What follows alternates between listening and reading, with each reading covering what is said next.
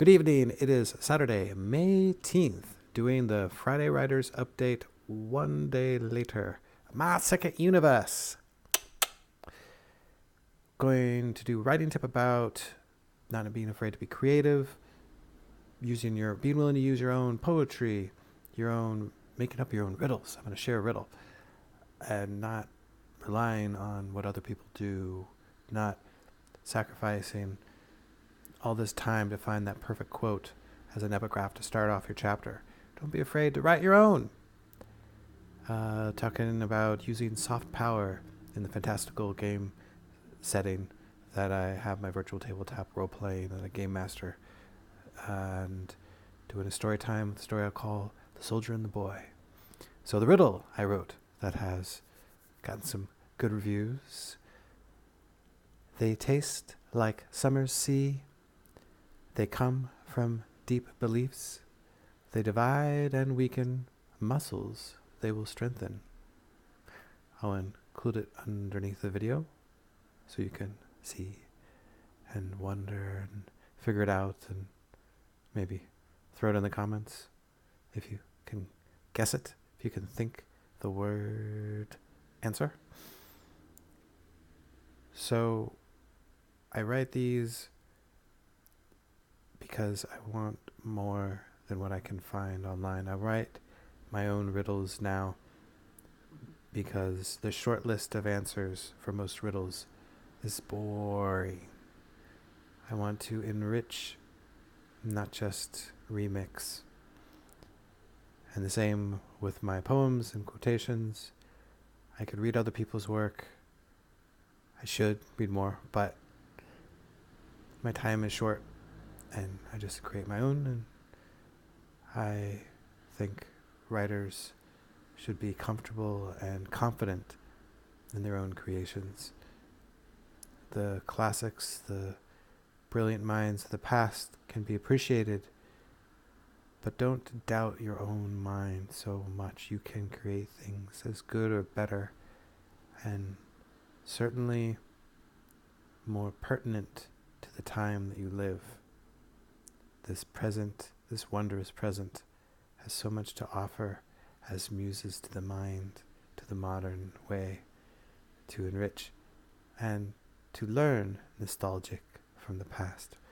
Do not forget, but do not let it drag you as baggage chained to anchors that should be rusted through.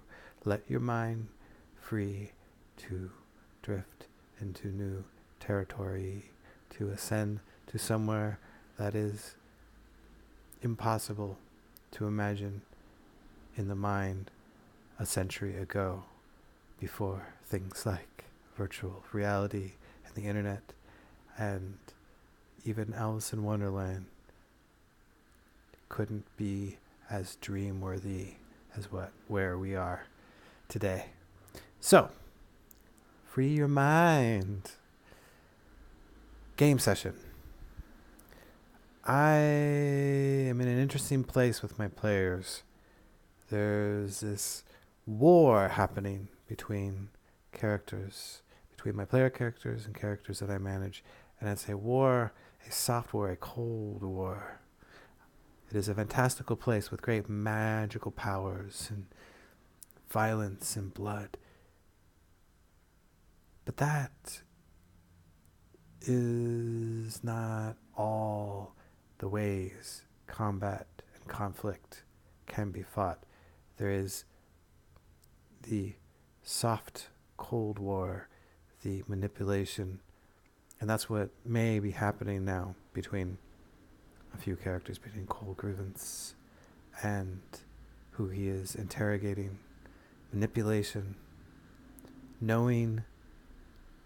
My brother who plays Cole Grievance is a good role player, and he is playing a paladin or something like a paladin.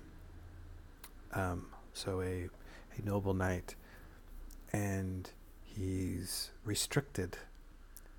He is painting himself into a corner, perhaps, and his nobility may be a chain that is choking him, because the mind that he faces knows all too well how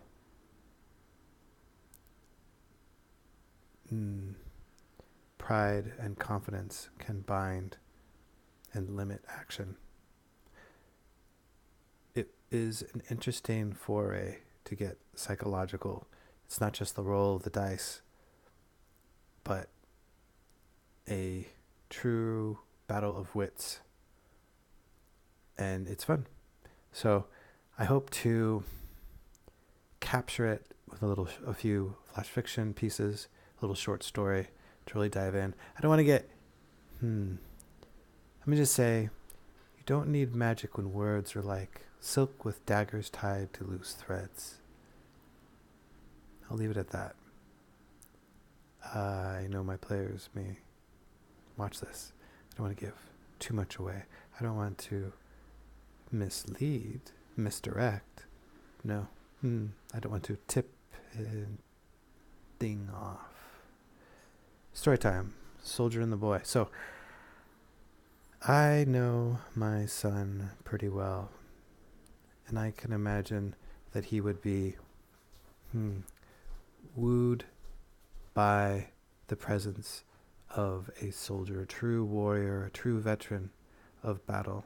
He would be wooed at this age of 9 by the worldly knowledge that would rival mine. So I imagine a boy similar to my son and a father similar to me, but in an ancient or a more basic time, not to say a lesser one, perhaps, or a lesser place, but a farmer without the distractions of technology, without the expansion and chain of education. A simple man with a son who dreams of not being a farmer too. And there is a relative, a cousin, a younger cousin to the father who comes through no home, returning from a war zone. He is tired and broken, and the farmer's wife welcomes him. He sits at their table, quiet, and the boy's eyes are wide, so curious about the scars, about the weapon, about the metal, about the missing finger,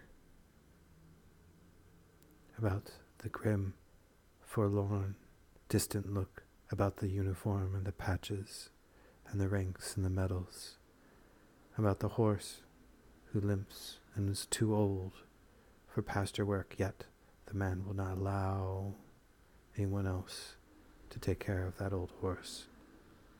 Everything about this cousin of his father is curious, is interesting,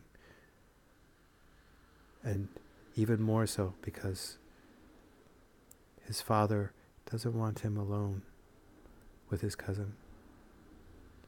The cousin is not supposed to stay for more than a day, yet his wife convinces for a week, saying that the father, the man, the husband, the patriarch of the house, could use some help with the fence, could use some labor, could use another back, could use another pair of knees. And the father reluctantly agrees, and the cousin stays on, the veteran, the old warrior. And eventually he's out there with the son, and he opens up and he talks in a deadpan way about some of his experiences. And the boy listens, enraptured, to war stories. And despite the bleakness, the truth, the horror presented, they stir in the boy a yearning that takes root and stays when the cousin leaves, when the cousin is driven away because of drink and dreams. The boy has that yearning that grows inside. And so when the next war comes, the boy goes, despite a tearful mother and a father that tries futilely to explain why it's a bad idea. Futile because the boy, he knows, but he doesn't care.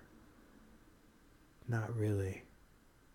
Comparison, the life of behind a plow versus the life of a warrior. He saw reality in the eyes of that cousin, of that relative, of that soldier. He saw something that he could not get on the farm. He saw a meaning and a purpose. And nothing his father or his mother could say or do could sway him to turn from where he would become just like the one that they drove away those years before. So, Soldier and the Boy. There it is, and I will see you next week.